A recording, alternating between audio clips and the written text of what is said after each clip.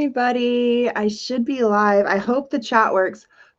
So if you guys can hear me, go ahead and type in the chat. I've been working all day with this software people to try and get it to work right. So I'm going to check over on YouTube here in a second, but I'm going to give it a second for people to hop in.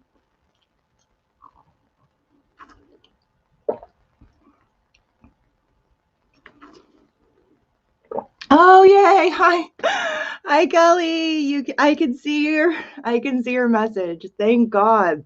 I did a test run. Oh my gosh, I have been fighting with tech all day. And I did like a test run earlier. They're like, test it and see if the chat's there. Everything's good on our end. And I did a test live, and not only was there no comment, like chat area, like the whole area was missing. I couldn't even type anything in. So I was like, well, we're going to give it a shot and see how it works. Kimberly did all her rituals. Awesome. Let me go through this chat really quick. I saw your stories, Kimberly. They looked super magical. Kelly can hear me. Blue Sea Caro. Type your name in the chat so I know what to call you. Says that they can hear me loud and clear. Janelle says fun. And then I sat out under the moon last night along with my ritual. Yeah, me and the kids had a little moon witchy party on the roof with like blankets and pumpkins and stuff. It was fun. Kimberly had a chill Halloween. It was great. She cleaned and saw a friend, and she did all her rituals. Maverick, hi. Hi, Stephen. He says hello. Everybody's asking Kelly how her Halloween was. Mercury is fucking with Kimberly right now. Join the club. She did her yoga and then did an ancestral healing meditation that made loads of connections about grid keepers, astral travel, and other stuff. And her name is Caroline. Hello. Yeah, I actually have my candle lit right now. I've been working with my ancestors all day. I did a lot of divination, pendulum work, and I too connected a lot of dots. Well, yet to be determined. Some of those dots are in the future, but you could definitely feel how thin the veil is right now. And we're about to head into eclipse season, so it's going to get pretty crazy. Hi, Sharon. Hi, everybody. So let's see. Like this video and subscribe to this channel. I always forget to say that. You should have your natal chart with you. Your calendar, if you have like a physical calendar. I use the Magic of I calendar. They have their new one coming out in November, and I think I'm going to be doing an affiliates program with them. I'm like in the process of like filling out a bunch of stuff. They said they liked like my Instagram and all of that, but I don't know. If they find my other Instagram, they might change their mind. I don't know. So I'm in the process of filling everything out, and I should be getting like a coupon code and like a way for you guys to get it cheaper. So if you're interested in one of these, hold off for a little bit and let's see what's going on with this. I'm waiting to get mine too until I get a little bit more information from them, but this is the planner that I use. If you have a calendar, get that. Also linked on this post on Patreon down below is the Apprentice Sheet, which if you don't have that printed out, it's fabulous. I'm going to try to link it to everything because we have new people signing up all the time. But that's going to be like your go-to for like answers when you're looking at your own chart throughout this. If you have any sort of planets aligned with any of these points, go and look what that planet means. Go and look what house it's in so you get a better idea of what's going on for you. And then you want to have the calendar that I made as well. So also linked on our Patreon page is our November calendar. I'm going to have it here as a slide that you can screenshot, but the resolution is not good. So I definitely recommend going and getting the PDF that I made, or it's a JPEG, I think. No, it's a PDF. This one's a JPEG, and it like condensed it, so it's a little bit blurry. That has all the transits some of which I'm not going to go over today, like the smaller transits. I'm going to try to give you like the key points here. It also has all the starseed activation dates, which we are going to go over.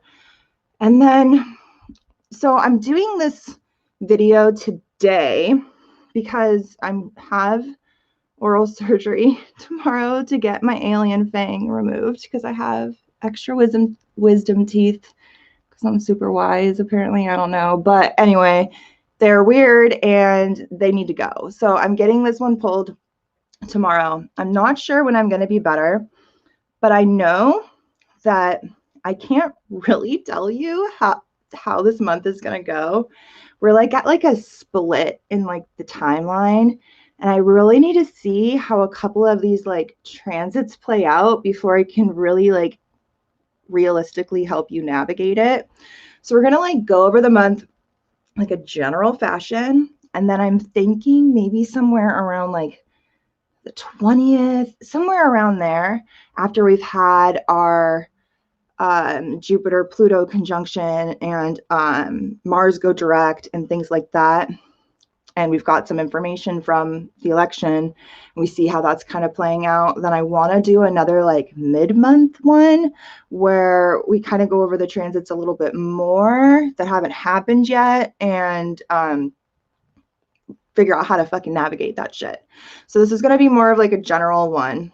I also wanted to say that these monthly forecasts I am going to start releasing on YouTube, but not until halfway through the month.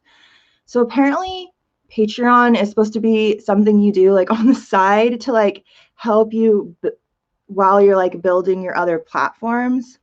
So I'm going to release these like halfway through the month on YouTube so I can start like building my YouTube without having to like also make more videos because I'm already stretched kind of thin.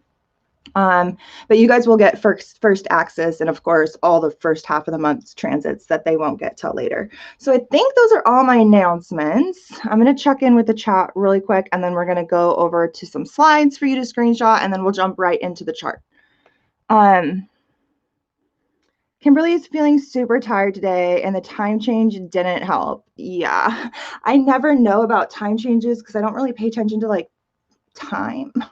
I just pay attention to like where the planets are. So I was really confused for a second there. I'm like, did something happen? Like, why does it feel different? And my boyfriend's like, I think the clock's changed. I'm like, let's Google that. And yeah, they did. And I was like, oh, I feel like my equilibrium's off, and it did not help. Even though I think, didn't we gain time? We gained time, right? I don't know how any of that time stuff works. So everybody is really tired.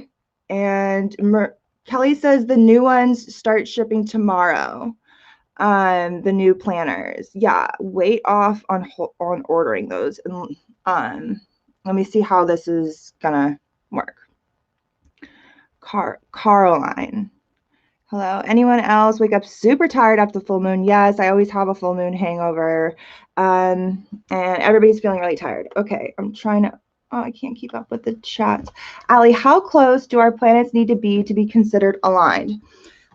Honestly, like, to be like considered conjunct or like physically aligned within like 8 or 10 degrees. But if you have a planet in whatever house something is really happening in, like look that up. That's important, you know. Now for like squares or oppositions or things like that, I would maybe try to stay within like 10-degree orb. But if there is a planet in whatever house I'm talking about, like when we talk about like Sagittarius season starting and like the sun moving to Sagittarius, like you're going to want to know everything in that house because at some point that planet is going to hit that. So just look and see what's in the house. But for like the starseed alignments that I'm going to talk about, those are a 3-degree orb, and that's a big orb. For fixed star astrology, some only use exact, like partile, where it's like physically exactly the degree, and some like a 2-degree orb. I do a 3-degree orb, and for things like black holes, I do like 4 degrees because they're really strong in that area. And that's on either side of the point. So going on either side. And someone says, yes, that's what other Patreon accounts do. Yeah, I'm making this up as I go along. I don't really know what I'm supposed to do. So I'm going to step away from the chat because you guys know I could just talk to you all night and we don't want to be here forever. So I'm going to take my face off of here. You guys should hear me and see the thingamajig. So I always try to have a sentence for the month to sum it all up. And for this one, I just wrote Pleiadian activations and the shift. We have a lot of starseed activations this month, but a lot of them have kind of been ongoing or energies we've been feeling. Planets have been aligned with these points. I need water. And we've been like working through this energy. But what is new this month added into the starseed party is our Pleiadian activations, which will be coming more towards the end of the month, but we're going to be talking about that a lot more later. And then when I tried to like encapsulate the month, I thought about it, and other astrologers have been throwing this word around a lot for this month. This month is the shift, and then we're being thrown into like a recalibration with our eclipses. So I still don't really know which direction the shift is going, but I do feel that this whole month is setting us in a trajectory where we need to be going. And it's just people's claws are digged into the old world. And so like shifting that trajectory might be kind of messy, but it definitely is the shift this month is kind of what we've been building up to. I know we can all feel that like anxiety and tension and that buildup and that anticipation of like, what the fuck does November have in store for us? And it's a lot. It's a lot. So I'm gonna try to be as blunt and as optimistic as possible and try to go through this. So let me go over here. So this is our month in a nutshell. If you have this printed out or in front of you, I highly recommend like writing notes directly on it. I know a couple of you did that last month. If you guys used this calendar at all last month and it helped you in any way, write in the chat. I would love to hear it. It really helps me kind of like see everything, and I'm digging them. So we'll go over all of this when we go through the chart. I don't want to go too much into it. Oh, but let me just explain the colors to you. So they look purple on here, but they're actually supposed to be pink. The pink ones are the dates for our videos. So today we have our forecast. On the 11th, we're going to have our new moon live stream.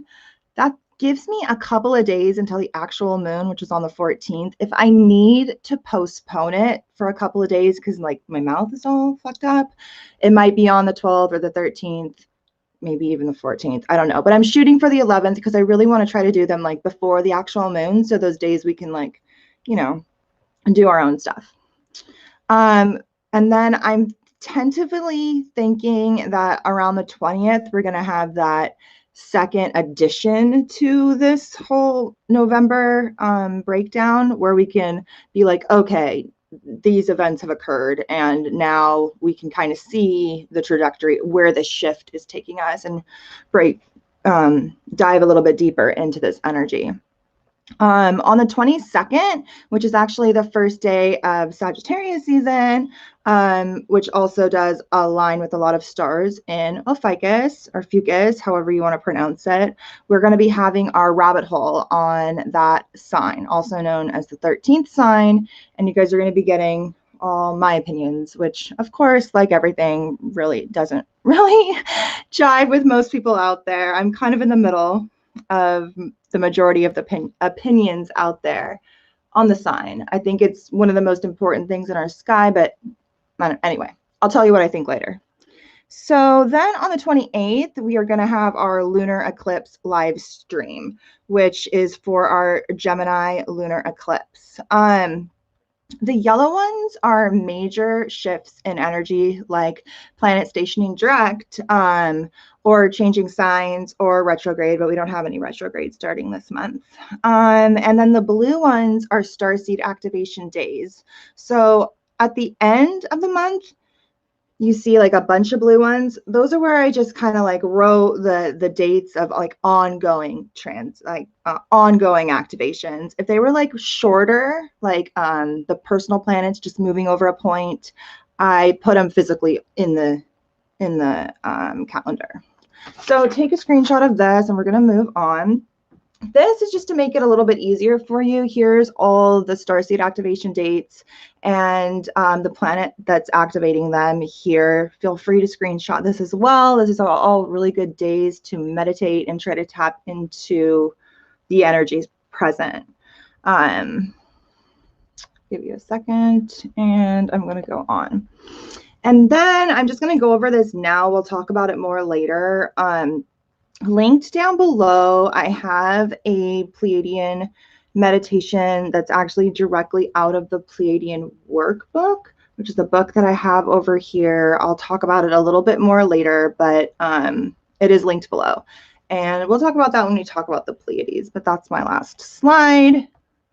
I'm going to go over here to the chat, and then we'll dive into the chart and see what this whole month has in store for us. Steven says the visual helps a lot.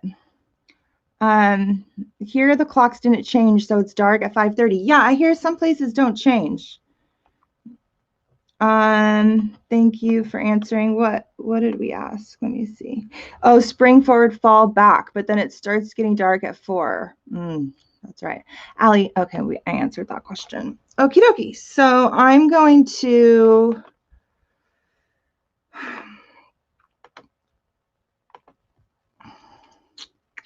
share my screen with my,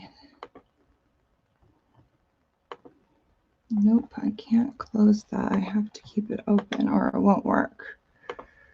Okay. Show and stream. And everybody's good in the chat. Okay, so you guys should see a picture of, let me make sure that's the right date. I think I just literally opened my software and I think it's right. November 1st, yeah. You should see a picture of the chart for November 1st. Again, it's an Aries rising chart. We're just seeing the planets move around. The houses aren't changing. And we're just looking to see all the major activations and aspects these planets make to each other throughout the month. Give me 1 second here. Okay, if you guys have any questions, write them in the chat. I'm going to try to jump back and forth, but when I'm over here, I can't see you guys at all.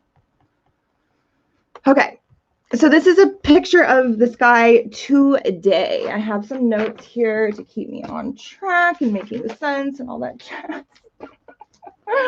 Oh, Mercury. All right, and of course, it's on the wrong page. I wrote all this shit out. Okay. So today we have Mercury coming into an exact square with Saturn. This is the big event of the 1st. I'll try to keep my calendar here so I can keep track.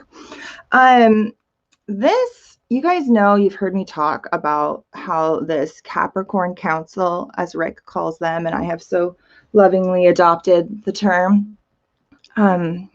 When I look at that, I really just look at this plot line of 2020.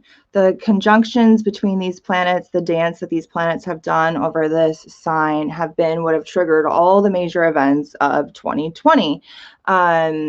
Starting in the beginning with the Saturn-Pluto conjunction. And we're going to be ending the year with a Saturn-Jupiter conjunction at 0 degrees of Aquarius. This has been our plot line. And throughout the year, we've had Mars squaring it. That's us, the individual, the warrior, against the system, right?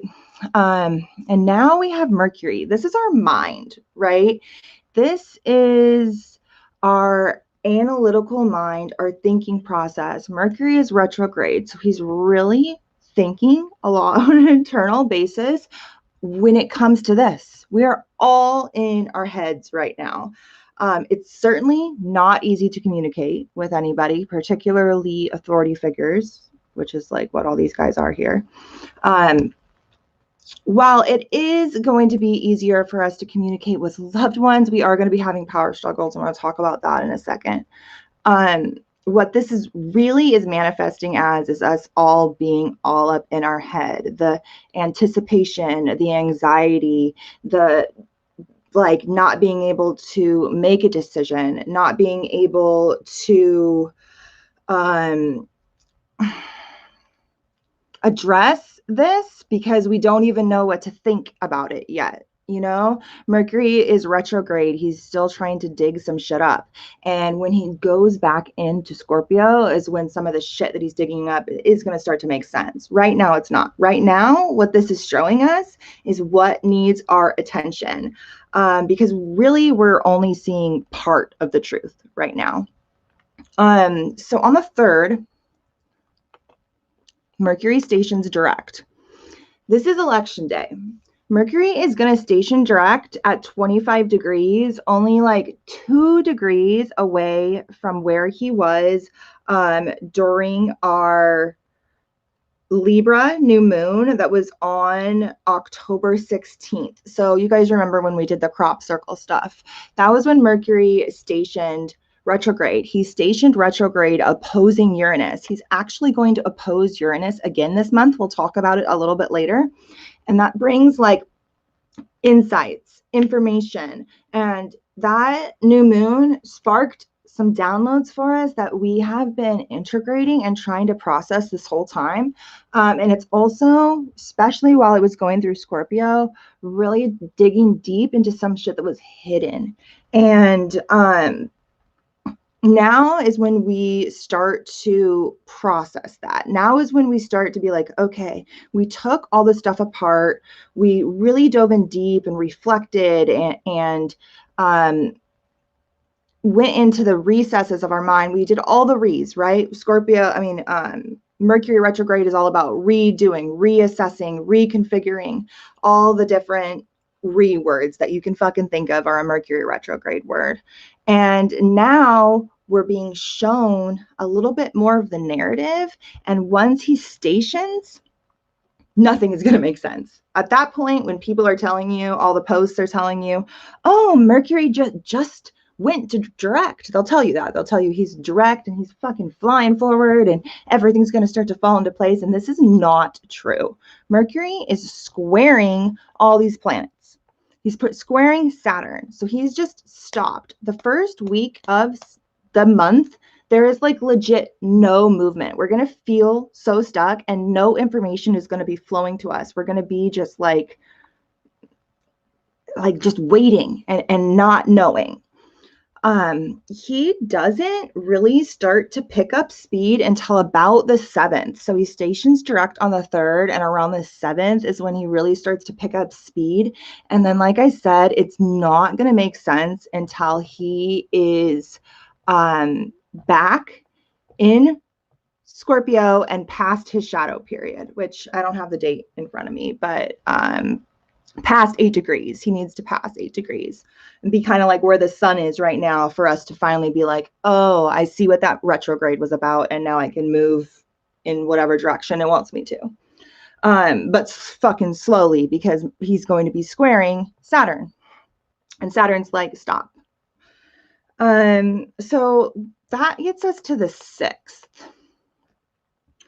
On the 6th, Mercury comes into his exact square with Saturn. Now, this is for the 2nd time. He already squared Saturn in the beginning of his retrograde, and now he's squaring Saturn again. And that same day, the moon will actually make a T-square with Saturn. We've had a lot of cardinal T-squares, you guys. We've had so many cardinal T-squares. A lot of them have kind of gone this way, and we're still going to be feeling that later this month, where it's been Libra, Capricorn, and why can't I freaking talk? Mercury, Aries. We had that T-square, and you guys remember me saying we needed to lean into this Cancer house in order to mitigate that. Well, this time around, when Mercury comes into that square with Saturn, our moon, I mean, at a specific time of the day, not all day, but at that specific time of day, which happens to be this time that I have here around 4 o'clock, is going to be helping mitigate this. I mean, actually not helping mitigate this, is going to be making a T-square with this. So we're going to be having a tug of war between the system. Capricorn rules the patriarchal system, and Cancer always rules the opposition to that. The people, the land, indigenous cultures, our heritage, our roots, where we came from, our home, our feminine instincts. This is going to have some sort of tug of war, and it's going to be really affecting our mind. That is where all this energy is pointing. We're going to be having this tug in our fucking mind. And what mitigates that is going to be Mars energy. It's going to be Aries energy, and it's going to be eventually taking some action. But the problem is we fucking can't right now because Mars is retrograde, but he will eventually go direct later this month, and things will start moving. But the first week, 2 weeks of the month is very slow, and then it fucking picks up and everything just starts rolling, and then before you know it, it's going to be 2021. So we did the Mercury. Okay, so on the 9th, I'm trying to stay focused here and not take forever because I talk too much. Okay, so on the 9th, we have Venus and Mars retrograde coming into an opposition. So Venus in her home sign of Libra and Mars in his home sign of Aries are going to be coming into an opposition. And I know this line is like really big and red, and like that would normally indicate like something horrible and terrible. And yes, it can bring power struggles. What this is really going to bring, particularly with fucking Sun in Scorpio, it's going to bring deep passions and attraction, like sexual stimulation, or like gnarly fights, like gnarly, chaotic fights. So it's just kind of like how your relationship is right now, how your dynamic is, how much work you've been doing, really how that transit will play out for you. But both of them are possible. The Venus energy in this transit does have the upper hand because Mars is retrograde. So it is going to be more loving, more feminine, more balanced and harmonious than aggressive or passionate. So definitely lean more in to the Venus and know that this heavy Mars energy that's going to be picking back up and then squaring all these planets again next month is there working to heal like Martian traits. So anything that comes up right now is there to kind of help balance this polarity. So Mars retrograde, he digs deep into like the deep recesses of our like primal psyche, like the reptilian aspect of our brain, our fight or flight mode, our instinct to battle, that warrior mentality. And we all need to activate our inner warrior right now, but it needs to be a smart, evolved warrior, not a careless, aggressive warrior archetype. It's going to be that working with Chiron as that like wounded healer to come and what's the word I'm looking for here? Help lead, because Aries is the pioneer, to help lead, but from a position of wisdom and like from a higher perspective. And we also have Eris in here as well, who's been part of this whole Aries energy, and she really wants to just kind of fuck shit up. You know, she wants change, and if it needs to be chaotic, it will be. So we really need to be learning and integrating those wounds so that this warrior is evolved and not so chaotic, because we're going to be experiencing a lot of chaos right now, and we really don't want that so much inside of us. We need to be the eye of the storm so that we can navigate the chaos around us. Let me just check my notes. Okay, I said all that stuff. All right, so on the 10th, Mercury enters Scorpio the same day that the sun trines Neptune. So this, I have my natal Mercury in Scorpio conjunct Pluto. I know this energy very well. This brings like a deep, penetrating mind. It'll bring in deep insights, and it'll help us look into the darkness to kind of understand it. You know, Mercury's been doing a lot of work. He is still in a shadow period, but once he enters Scorpio, we'll be able to really pinpoint some information. This is going to be a couple of days after the election. And I think that this will be when we really start to understand or see. Scorpio can see through all the motherfucking bullshit. They're not fooled easily. I cannot read this writing here. What the hell did I write here? Oh, it'll help us solve unsolvable problems. This energy is going to help us figure out how to navigate this. This will be the first little push out of that first week of such stagnant energy where we're just like waiting for information. And I do think this might be when some of the information starts to come through. I wrote something here that's like super scribbly.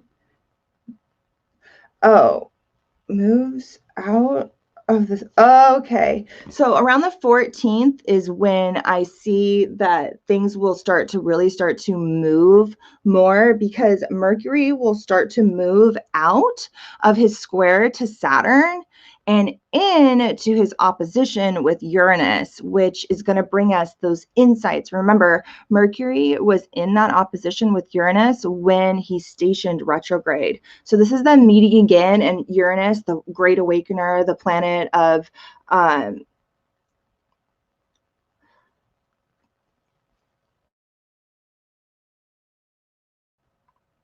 scatterbrained right now, you guys. I need to take a drink of water.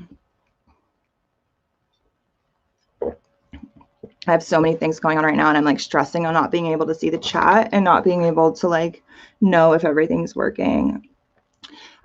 Uranus, the great awakener, the planet of progress, rebellion, revolution, all that jazz, is going to be igniting. I'm coming over here to look at the chat really quick, but I can't talk and do it at the same time. Okay, you guys are still here and can still hear me, right? Okay, you guys are still watching. Sorry, when I have like things going on in my mind, I can't think straight. So when Mercury comes out of the square with Saturn and moves into the opposition with Uranus, which we're going to talk about in a second, is when we're going to start to finally feel some movement. But remember, Mars, we're still waiting on him to go direct. All right. So this is the big point of the month. This is the transit that I'm waiting to kind of figure out how it plays out. And that is the Jupiter-Pluto conjunction on the 12th. So this whole dance of these planets, like I've said, have been what has played out this narrative for 2020. We have already had a Jupiter Pluto conjunction this year. It was, let me see, I wrote it down. Back on April 4th was the first one of the year. So these only happen every like 12 and a half years. And when there is the conjunction, it starts off a new 12 and a half year cycle. We actually had 3 huge outer planet cycles start this year. So we had the Jupiter Pluto conjunction on April 4th, which started a new 12-year cycle. And this, because of retrogrades, they're meeting again. This is another installment of that. When that happened, we had like all the scares about the numbers inflating and things like that. So definitely expect that again. Also, Pluto is the planet of power, and Jupiter is the planet of like excess and like expansion, and like he blows shit up. So expect like huge power clashes, like huge pushes of power from Capricorn, from the system. We also had a new Saturn-Pluto cycle start at the beginning of the year in January, which is what literally kicked this off. And that started a new 33 and a half year cycle. And then we were going to have a Jupiter-Saturn cycle start in December, and that's going to start a new 20-year cycle. So all of these are all happening at the same time. That's practically unheard of. I think it's been like 500 years since these planets all met here in the sign. And then I still don't think they all conjuncted like they did this year.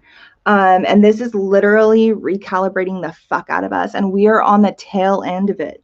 The last two meetups are this one on the 12th between Jupiter and Pluto, which is going to also expand a lot of the darkness and a lot of the hidden, but also give that more power because Jupiter does that. And then he's going to move forward, and him and Saturn are going to meet on the winter solstice right here. And then he'll continue on and eventually move and go out of the way, and they're not going to meet again. So those are the last two little meetups that we're really waiting to get through. And then from there, it's a whole new energy of Jupiter and Saturn in Aquarius. And we're also going to have a Uranus square. It's going to be a lot of change and a lot of rules and the needing to navigate, trying to change, and not really being able to do everything we want to do. So I have a bunch of stuff that I wrote down here, and I'm going to just check my notes really quick. Oh, so this is the Jupiter and Pluto meeting here on the 12th is the starting a new cycle that we are going to have to deal with leading up to 2023 and 2033. That is when the new Jupiter-Pluto cycle will start. So this is some new chapter that we're starting, and we're going to play that out as they conjunct, as they square, as they oppose, as they square, and as they conjunct again in 2033. So this is some new paradigm for all of these conjunctions that I just talked about. All these three cycles are storylines that we're going to be playing out over the next 33 years, over the next 12 years, over the next 20 years. So what did I write here? Okay, so Jupiter, after he conjuncts Pluto, he is going to pick up speed and really quickly start heading to his next appointment, which is with Saturn. And that is the final meetup. I also wrote this quote here from a book of mine on all these big outer planet cycles. And this is the quote that they had for this Jupiter-Pluto conjunction, which we have right now on the 12th. It says, "We want what we want, and once we have it, we discover both the good and the bad of that want. Embracing both is called transformation." So I think that's really where we're going to be. We're going to be moving into new territory. We're going to be moving into new terrain. And some of it is going to be good for us. And then some of it, we're going to be like, oh shit, like what are we going to do about this? And we're going to have to try to navigate it. These planets all have a lot to do with money and systems of control.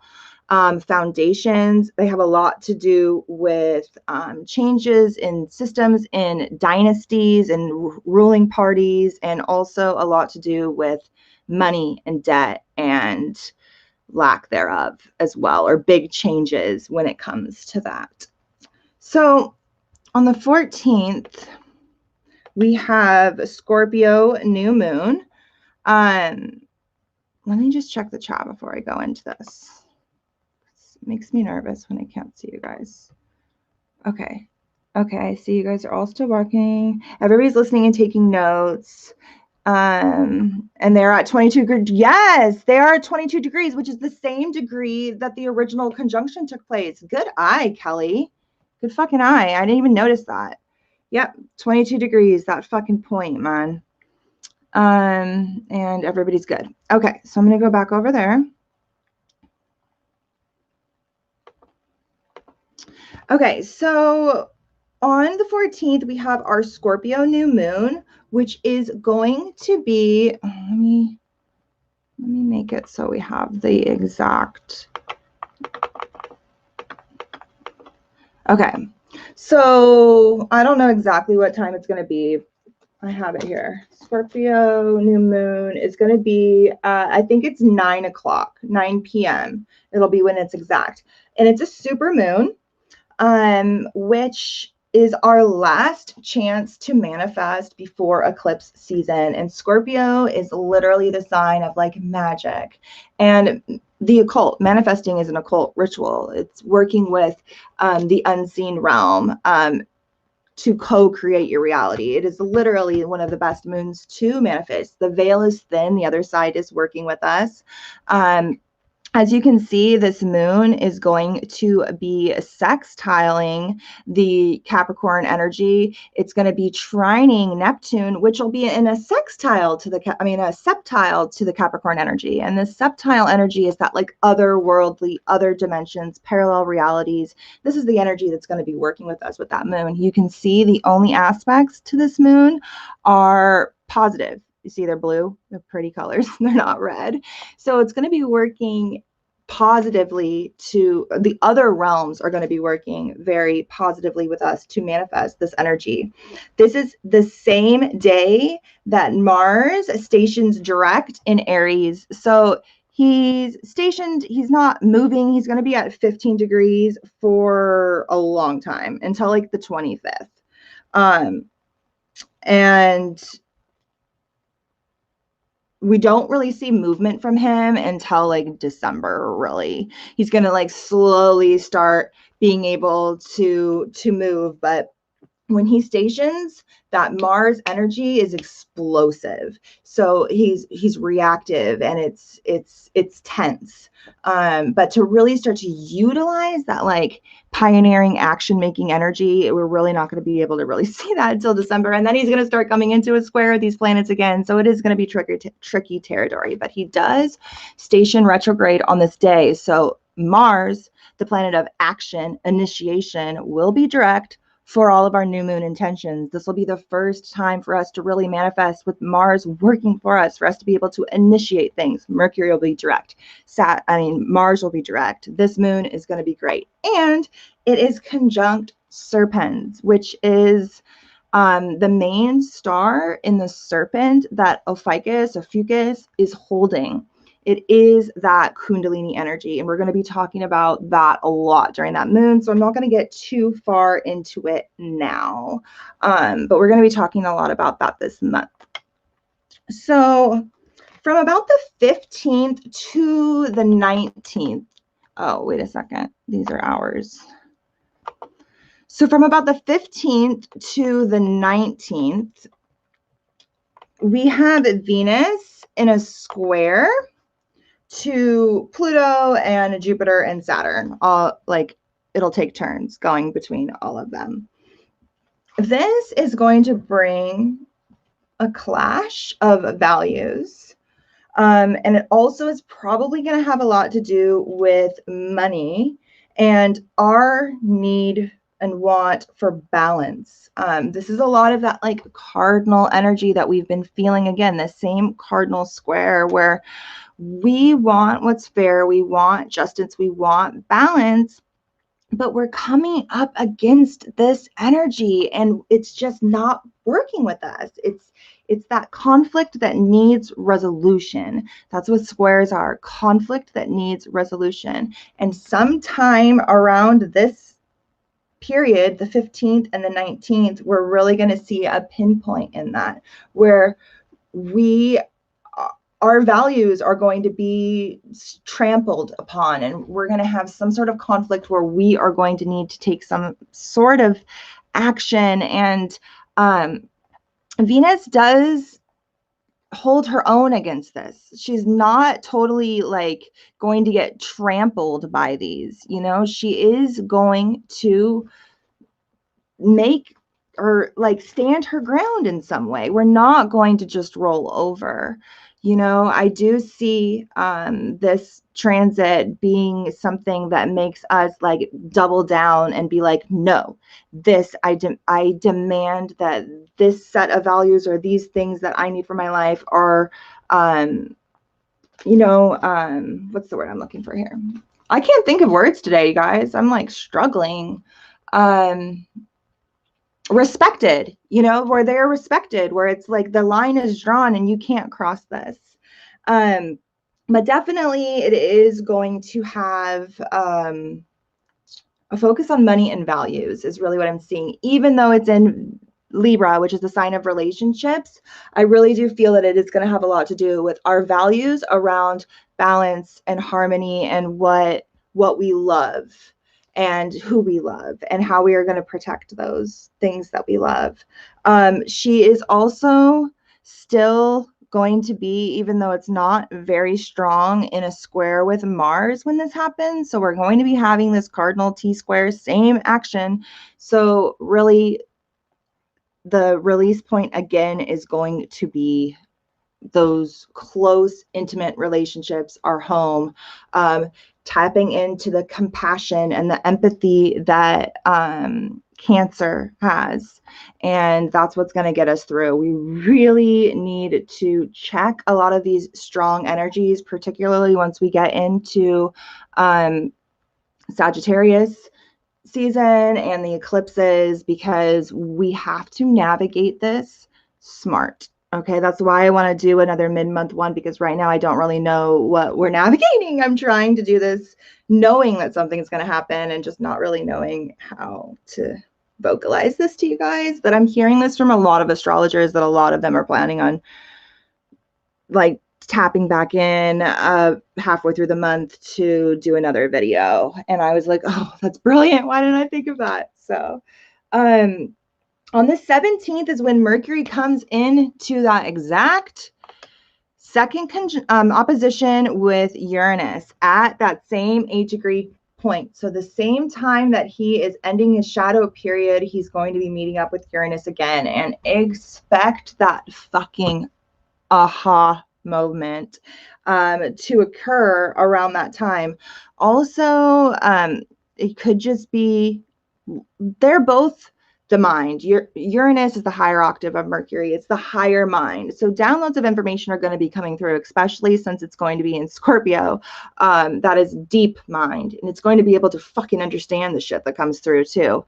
But Uranus is unpredictable and weird and strange and shocking and fucking out there. And sometimes he just wants to just throw a monkey wrench in there for the sake of change and growth and definitely rebellion. So we are going to be hopefully breaking free from some mental things as well, while Mercury is going in those deep waters, the deep unconscious. Hopefully he can show us some things, and then Uranus can help liberate us and also help activate the rebel that we all are going to need to become, but the smart one, the one that is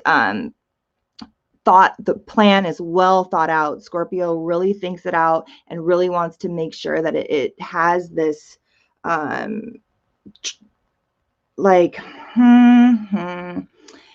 he has this game plan all mapped out where he knows all the ins and outs so that he can navigate it accurately. Scorpio's mind is so deep and penetrating, nothing gets by it. And Uranus is going to just trigger that and activate it right after Mercury did a whole bunch of work. And he's really ready to see things from a higher perspective. So definitely make sure around this day you are allowing downloads to come through and you're not distracting yourself with tech too much, because these also both rule the internet, technology, all things like that, and information will flow to you on this day. You want it to be coming from the cosmos, your higher self, other realms, other dimensions, wherever. You don't want it to be coming from the matrix. So definitely make sure to find time to quiet everything on that day so that these insights, which might be totally shocking and just like awe-inspiring, awakening, push you in the right direction of progress, can come through. All right. So on the 21st, Venus is going to enter Scorpio. Okay, but at a different time. Okay, so around 8 in the morning, Venus is going to enter Scorpio. And this is really, again, like, kind of like that Mars-Venus opposition we had going earlier in the month, is really going to bring passions, raise the level of our passion. So we're going to be feeling super passionate and affectionate. Our emotions are going to be intense. Our sexual desires are going to be intense. And so is the realm of like power and control, which Scorpio and ruled by Pluto also rules. So we're going to be feeling like we can tap into our own power, but at the same time, those who already have power in this world are going to be able to double down on that. We're going to feel like we want to like protect our values at all cost with Venus, the planet of values, coming in, and it's going to be squaring again these planets. So Scorpio is very reclusive and protective with its everything that it cares about.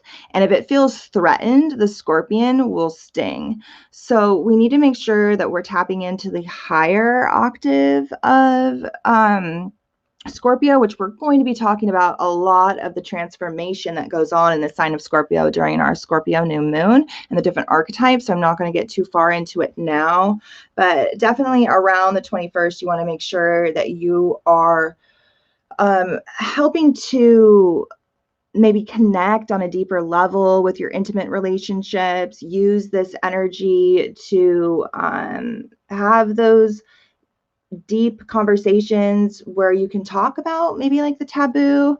Use this energy for tapping and finding your own magic, but watch out for power struggles, because we really are going to feel the need to protect everything that we value right now.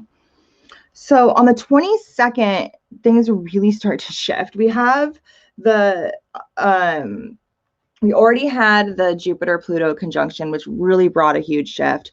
Mercury going direct and then coming back into Scorpio brings another huge change in energy. Mars going direct brings a big shift in energy.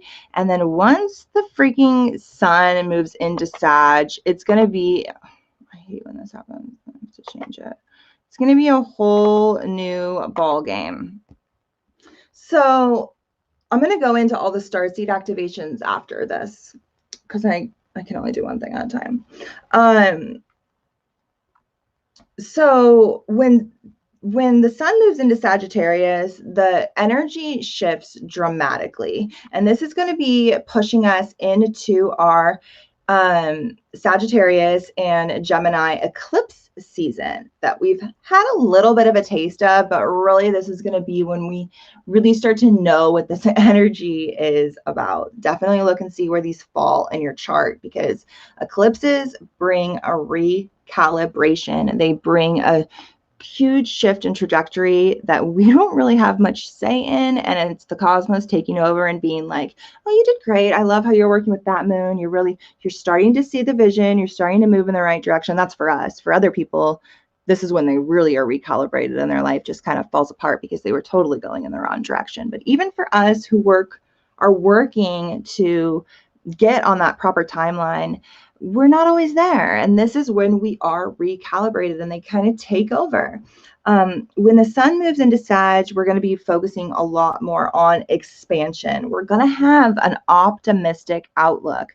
Sagittarius is super optimistic. It's ruled by Jupiter, one of the benefics, who is the planet of optimism. So we're going to be like, okay, I know such and such happened, this and this happened, but I see a way to be able to navigate this. When he moves into Sagittarius, he's going to immediately start his septile to this energy. So that has that otherworldly assistance that's coming from other realms. This whole year has had a lot of major starseed activations with eclipses here. Our first eclipses in this energy was falling on the galactic center. We've had huge shifts this whole year where major transits and conjunctions have happened at starseed points that have really helped to bring this energy in from other realms.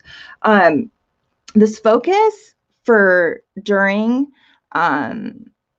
Sag season is really going to be on our beliefs. What is it we believe? What is true? We're going to be focusing on not so much trying to like absorb all the information, which is Gemini. We're going to have a lunar eclipse in Gemini, so we're going to be purging some stuff from here first. But we're going to be looking to see what can I hold on to as true and what needs to go. But that's an evolved state. People around you are going to be doubling down on their beliefs, particularly revolving around education and religion, higher courts, which is might be around the time we see some sort of like Supreme Court scenario happening with these votes. And we're all going to be on a personal quest for truth. People's communication styles are going to change. They're going to be fucking intense as fuck because Mercury is going to be in Scorpio and the sun is going to be in Sag. I'm a good example of what this energy is like because my Mercury is in Scorpio and I have a ton of planets in Sagittarius, and it's just going to be blunt. People are not going to have a filter. They're going to say what's on their mind. They're going to be restless, slightly careless, and everything is going to be exaggerated and explosive and just like off the charts. But we're going to have time for a lot of philosophical exploration and really diving into what it is that we truly believe. So that'll be nice. I like Sagittarius energy, but it's definitely going to be eclipse season and it's going to be intense. And so this brings me to the 27th when Mercury aligns with the Andromeda vertex. The same, what? That doesn't happen on the 22nd. November 22nd? I don't know. Okay, Mercury does not align with the Andromeda vertex on the 22nd. So I think that is a mistake in the on the calendar. So go ahead and mark that off because that is not accurate. Mercury is all the way the fuck over here, Allie. But on that day, Venus does come into an opposition with Uranus. So we've already had one Venus-Uranus opposition. I mean, we've already been feeling this Venus-Uranus opposition for a couple of days, but this is when it's going to be exact. And this is going to bring insights and awakenings and change around our relationships. It's going to be flowing in a higher energy from across the veil, right? So Uranus sits beyond the veil of Saturn. It sits in that realm of the unseen. And he's going to be working in tandem with Venus. They're going to be pulling. You're going to need to find some sort of balance and polarity, but he's there for some sort of exciting change when it comes to your relationships. I definitely recommend doing something on this day. Don't just leave it up to chance as to how this might play out. Take advantage of the like spontaneity that Uranus has and like go do something fun on this day with your loved ones. Otherwise, Uranus will find something fun for you to do and you might not find it fun because Uranus has a very weird sense of humor. So definitely dive in, but it could bring sudden changes, but it doesn't necessarily mean bad changes, just like exciting new things. Uranus likes to just switch it up a bit. So I wouldn't be too worried about that.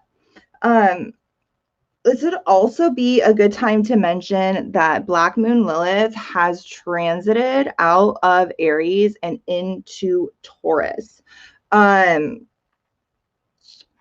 This Black Moon Lilith is a lot like Uranus. She's rebellious, except for she's kind of more focused on chaos, while Uranus is more focused on like progress for like the community. They have the same sort of like goals, they just go about it a different way. Well, she's going to be working with Uranus now. She's going to be transiting through here, and actually meeting up with Uranus in January 2021 along with Mars for a big conjunction, while Uranus is going to be squaring the planets in Capricorn. And Uranus is the planet of revolution, rebellion, and you know, Black Moon Lilith wants that too, and she's pissed. So it's definitely, and Mars is going to be there as well. So it's definitely giving us a taste of this new energy that we're going to be experiencing through 2021. And yeah, it's definitely something we're going to have to see how that starts to play out more towards the end of the month. I think we really have to see how this next 2 weeks play out before we could really see how the majority of these transits are going to manifest for us. So on the 28th, we have a Neptune go direct or station direct. Neptune has been in his home sign of Pisces, and he's been retrograde for the past 4 months, since June, since about the summer solstice. I think he stationed the day after the summer solstice. I think it was June 22nd. Neptune is the planet of dreams, imagination, spirituality, and he has been in a retrograde fashion. He's also the planet of delusions and illusions. And while he's been retrograde, what he has been doing is fucking shattering some. And he has been digging through the house that is ruled by Pisces in our chart, which is where we are legit the most delusional. And in our world, it's been digging and showing us things that are hidden, things that revolve around fear and secrets and that which is unseen, done in the shadows. And he's been digging deep and shattering a lot of our illusions, a lot of our fantasy that we have built for ourselves. And now he stations direct. And we're finally able to start to kind of like see clear just in time for a new shit show and illusion to start. I want to kind of move forward here just to kind of see when he moves out of that 18 degree. So it's not going to be for a while before he really starts moving, not even till December, till he gets off the degree he's stationed at. So we're really going to be focusing a lot on the first illusions that have shattered for us. And now we're able to kind of see and hopefully can address them with some of these other planetary energies and not just stick our head back in the Piscean sand, which Pisces loves to escape reality. And Pisces rules my 7th house. So trust me. I know what Pisces energy is like when he wants to escape and just dissociate and live in a false made reality.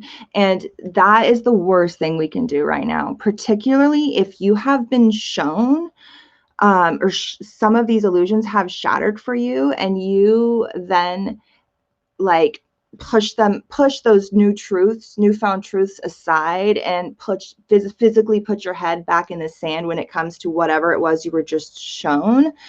That's when things are going to start to fall apart for you. We have to deal with this first set of like sleep we've like removed out of our third eye, because we are going to have another cycle start. This Jupiter-Pluto conjunction that I talked about earlier that happens on the 12th, I'm willing to bet is going to be triggering some lockdowns.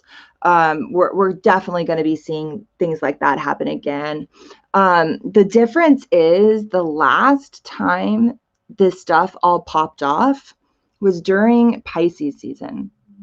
And now it's going to be happening more so during Scorpio season, because I do think it's going to happen more so when the sun was in Scorpio. A lot of we see it happening right now in so many other countries. Paris is literally at a gridlock right now because they just announced more lockdowns. Everybody's trying to get out. Like, Europe is just blowing up. People aren't buying it anymore. And the last time that all of this happened, we were in Pisces energy. So we all reacted out of a place of fear. And there were so many secrets revolved around it, and people like freaked out, went and bought a bunch of toilet paper, stocked up a bunch of food, were wearing all those crazy hazmat suits to the store. It was a whole different ball game. This next time they try to pull this off with these next lockdowns, it's going to be during Scorpio season, and we see through the bullshit. And Scorpio is not going to react like Pisces react. This energy is going to explode a little bit, and November is going to be a very explosive month, especially once we start having eclipses. If we're not on the right track as a collective, which we are not, this is where a lot of recalibrations are going to happen. These eclipses also happen. Trump happened to be born on a Gemini eclipse, so these are going to be really happening, and his nodes fall here as well. Like, he's got, particularly for his chart, is going to be really, really, really lit up. We also have, I think Saturn is right on top of America's Pluto right now. I believe is at 27 degrees. And we're going to be having the Pluto return in 2022, but it looks like Saturn is hitting that point right now. Saturn, the planet of karma, is aligned with America's Pluto, America's shadow, and all of its dark, nefarious secrets are having some sort of like karmic, having to address some sort of karmic debt right now. The same time that Venus, injustice-minded, fair-minded Libra is squaring that point. So we have a lot of things to get through this month as a collective, which brings me to the 30th. So this month is really eventful. On the 30th, we have our eclipse, our first eclipse. So you definitely want to make sure you're working with that Scorpio New Moon, because like I said, it is going to be our last time to manifest until after eclipse season, because that's really where we just start to see what work do these planets want from us, and we do a lot of releasing and allowing things to come in, because not only do eclipses force us to release things that are holding us back, but they bring us things that we have been working for, and they set us on new chapters, and they just set us in trajectories we wouldn't have even thought of for ourselves, but are totally where we need to be. And on the 30th, we have our lunar eclipse at 8 degrees of Gemini, and it doesn't have, let me make this exact.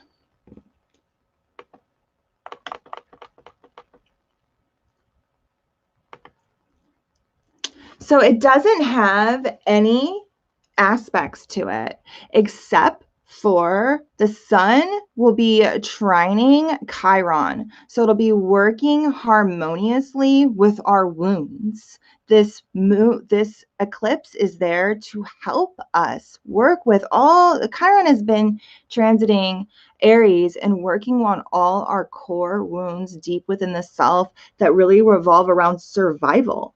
And this moon is going to be working harmoniously with all that energy. The only other aspects to it really are like a loose square to Neptune, which really would be just bringing some sort of like conflict, like a spiritual conflict, where we have to address something in order to grow spiritually. But at the same time, it's making a septile, which is that otherworldly aspect. So help from other realms, or energy like quantum energy coming from other realms. It's not just like mundane earthly energy. And it's working with Mars, who just finished his retrograde, healing those deep recesses. And now he has a more evolved mindset. And he's going to be working. Septiles are harmonious transits. They're weird and otherworldly, but they are harmonious. So this eclipse, I don't know what the fuck it's going to bring, because we never do with eclipses, but I do think it's going to start to put us in a different trajectory. And I do think that December, even though it's crazy and we're leading up to that great conjunction, I have really high hopes for that great conjunction. I do think we're going to be seeing a lot of crazy tech stuff. Yes, a lot of crazy tech stuff. I'm going to go back to the my screen because I'm done with this chart. A lot of crazy tech stuff. We're going to be seeing, oh my gosh. Oh, wait, I just did that. I thought I lost you guys. I thought it kicked me off again, but I did this, I think. I'm so paranoid. Okay, I'm here. It was all black. I was like, oh no, how long have they been gone? I was just talking. I'm paranoid that it's going to cut out. I can't even like get my thoughts across because the whole time I'm thinking, are they even there? Can they even hear me? Kimberly says finances keep coming up for me. And yes, Uranus going through Taurus is all about finances. Scorpio season is all about banks and finances. They're literally doing a lot of crazy things with banks right now when it comes to moving in the direction of a cashless society.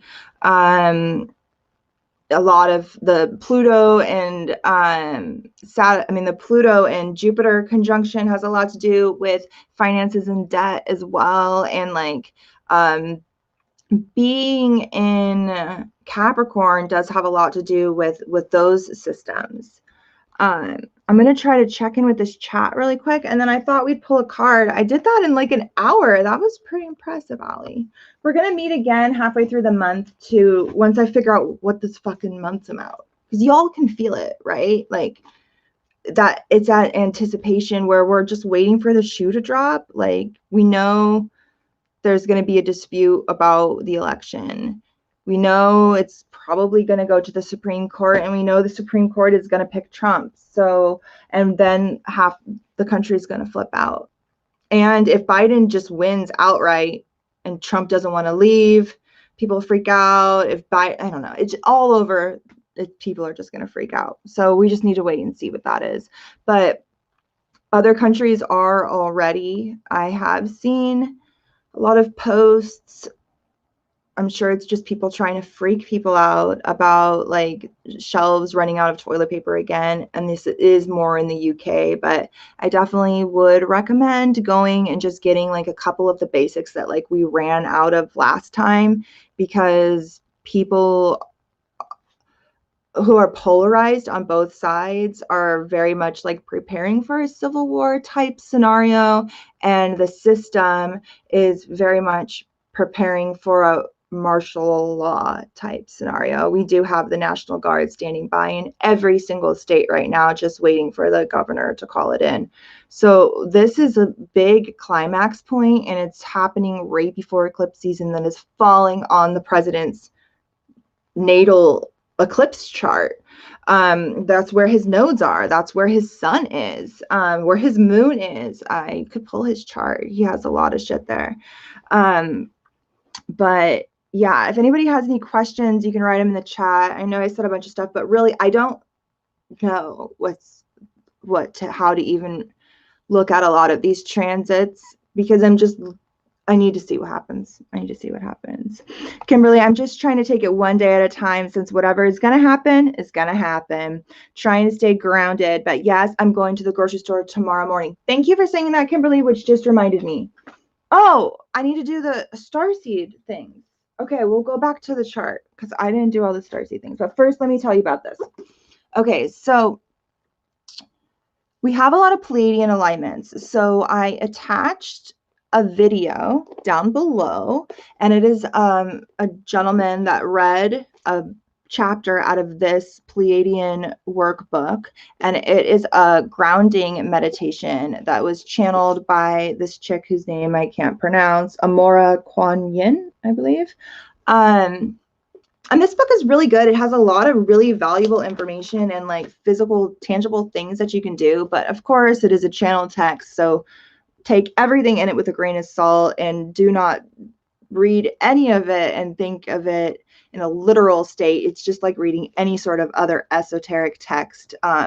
There's valuable information and lots of things that will help activate you and bring through downloads of information. But, you know, anything that comes through another vessel came through that vessel. So just take things with a grain of salt. But it does have valuable information. And I picked the first exercise in the book, which was this really powerful visualization for grounding into the earth plane and physically bringing your consciousness into the body so that you can help integrate a lot of these downloads that are coming through. And I do it often. So I have it linked below, and I definitely recommend doing that throughout this time because we need it. I was just about to ask about the Pleiades, super interested, don't know anything about them. Okay, let me get over into the chart because, yeah, I didn't even talk about the starseed things, but I'm glad you guys are all still here. I was really worried about you. Give me a second. So Kelly's staying in her lane.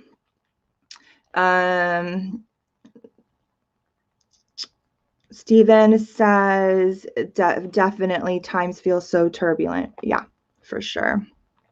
And Janelle definitely feels it. Yeah, for sure. For sure. Even regular people feel it now. Like even my dad, when I'm like, don't you get the vaccine and blah, blah, blah. He's like, okay. When before he's like, okay, Pizzagate. I'm like, I'm not that same as those people.